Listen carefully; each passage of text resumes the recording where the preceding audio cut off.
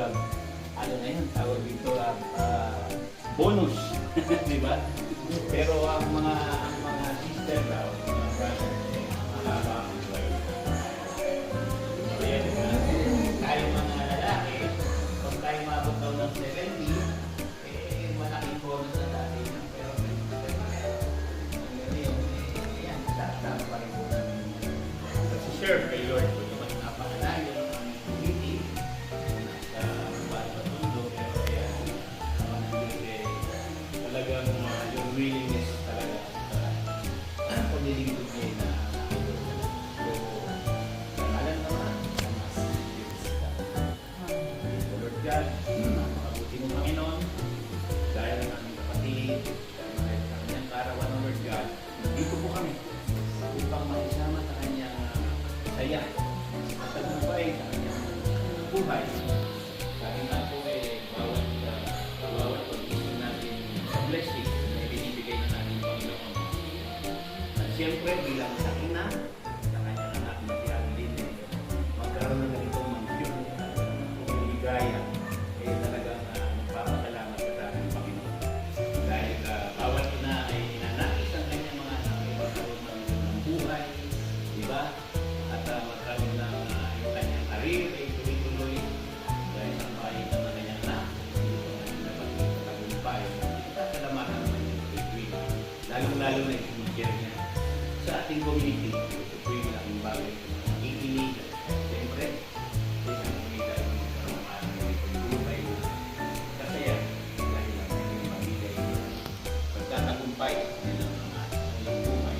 Lord, sa pamamagitan ng iba, Espiritu ko sa amin namin. Muli ang kalakasan ng aming kapatid dito. At sister pa rin, nag-uumisa sa karamdaman. Ang problema, natural lang yan. Dahil ang karamdaman ang problema, ang ito ang isipin ka lang sa pagkakita natin sa ating buhay.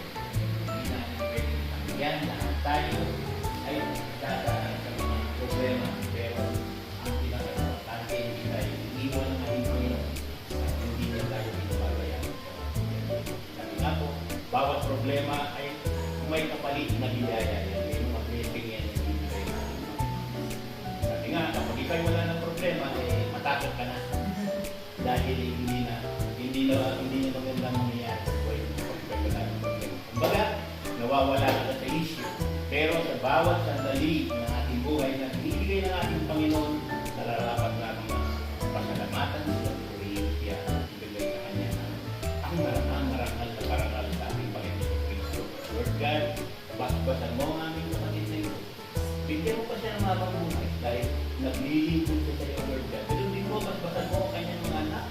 Aldin, Sister Maren, ang kanyang mga apo, ang tahanan na ito, Panginoon, panatilihin mo ang banal na Espiritu upang sa ganun, sa bawat sandali ng kanilang buhay, Lord God, ay magkaroon pa sila ng mahabang buhay. At siyempre, magsilbing halimbawa sa mga kapitbahay, mga kaibigan, lalo-lalo na po sa aming mga brothers and sisters, Lord God.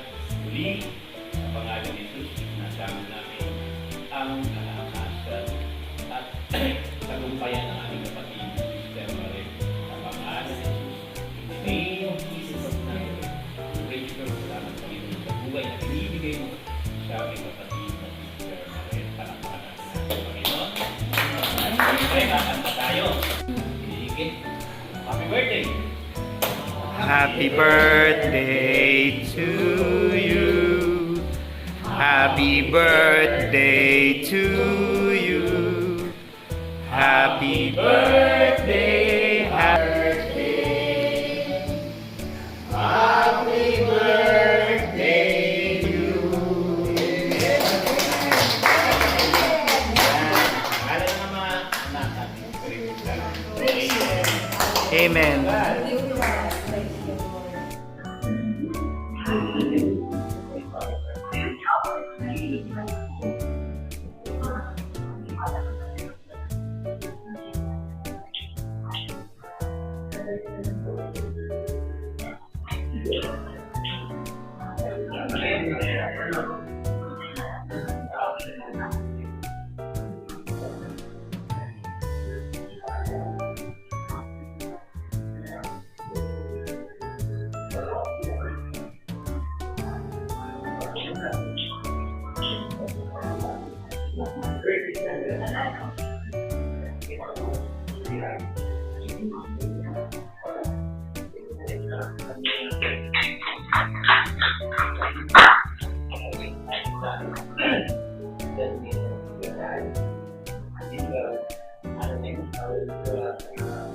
Bonus, di ba? Pero ang mga teacher,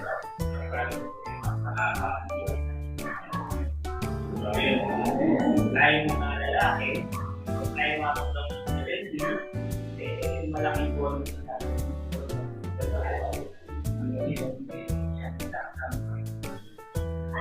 Sure, kayo.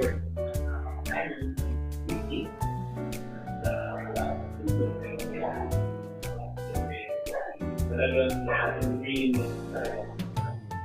ang pagiging buhay. So, pangalan naman. God, hindi mo Panginoon, dahil sa kami sa pagiging, ang nararamdaman ng God, hindi ko kami upang masasahan sa kanya. Kaya, masasahan kayo sa mga buhay. Sabi nga po kayo, lawag sa pagiging natin. Blessing, hindi ko kailangan. Siyempre, kailangan natin na magkaroon ng informasyon kung ligaya ay talagang pamagalaman nila. Dahil bawat na ay nanak sa kanyang mga buhay, diba? Para magkaroon ng sarili, tuloy-tuloy, dahil mabahay ng na lalo-lalo na yung sa ating community, pipiliin, siyempre, ito ang bigyan ng mga buhay. Kasi yan, magkakatumpay, buhay. Lord, sa mga magkita ng Espiritu ko, hindi ang nakakasal.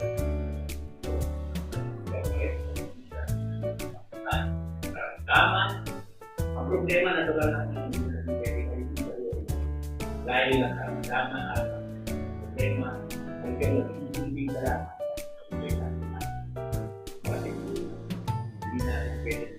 Yan, tayo ay dadaan sa mga problema, pero ang pinaka-importante ay tayo dito na natin ang hindi na lang ang problema. Bawat problema ay may kapalit na ligaya. Nga, kapag ikaw mo lang ng problema, bakit ka na? Dahil hindi na lang mangyayari. Baga, nawawala na sa isa. Pero sa bawat sandali ng ating buhay na binigyan ng ating Panginoon para ating hanggang sa pagkakaroon. Lord God, basta mo nga ng kapatid niya. Bigyan mo pa siya ng mga pamumuhay. Nag-leading ko sa iyo. Hindi ko mapagkaan mo kayo sa mga anak. Nag-leading ko sa iyo. Pero rin, kanya mga ako, kanya mga anugan. Naalay ko mga ako. At naging mo ang palalasig. Upang sa ganun, sa bawat sandali na ang buhay at pagkakaan, ay magkaroon pa sila ng buhay. Siyempre, pagsilbing halimbawa, para ay isan, lalo na po sa akin. First, hindi, pangalan nito. At tagumpayan ka kapag hindi mo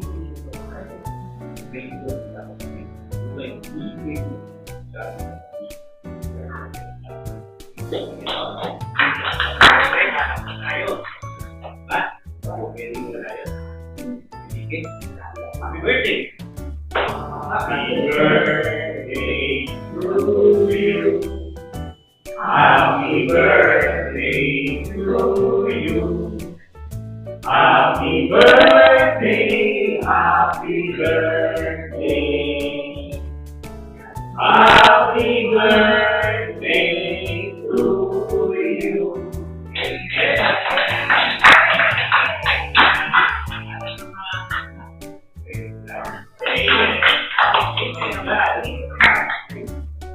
Happy birthday. Yes. Yes.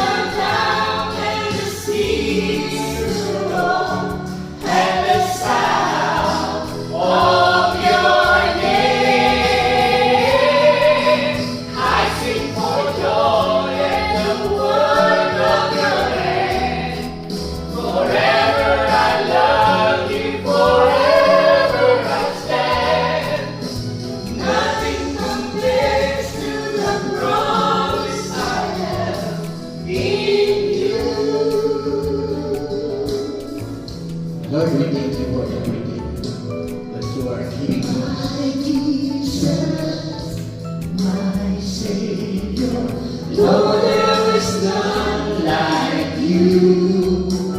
All of my days, I want to praise the wonders of your mighty love. My comfort, my shelter, tower of refuge and strength. Let every breath, all that I am, never cease to worship you. Give to the Lord.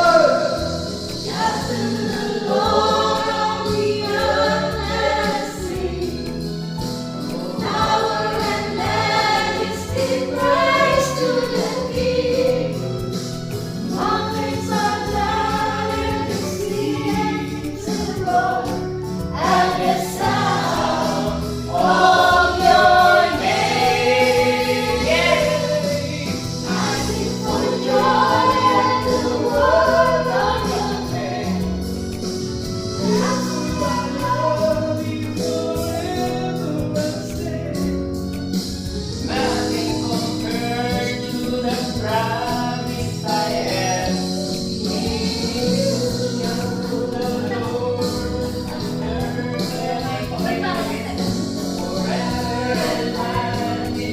Praise to the King. Mountains come down and the seas will roll, and the sound of your name. I sing for joy at the word of your hand. Forever I love you, forever I stand. Nothing compares to the promise I have in Yes, Lord. you. You are the Messiah. You are my Lord, my Jesus, my King. We praise you and we thank you, Lord. Thank you, Lord, for all the blessings of yours showering with us. Amen and amen. Praise God. Hallelujah. Sabi ko na po, bagay kay Tito Joton eh. Palawin na ako.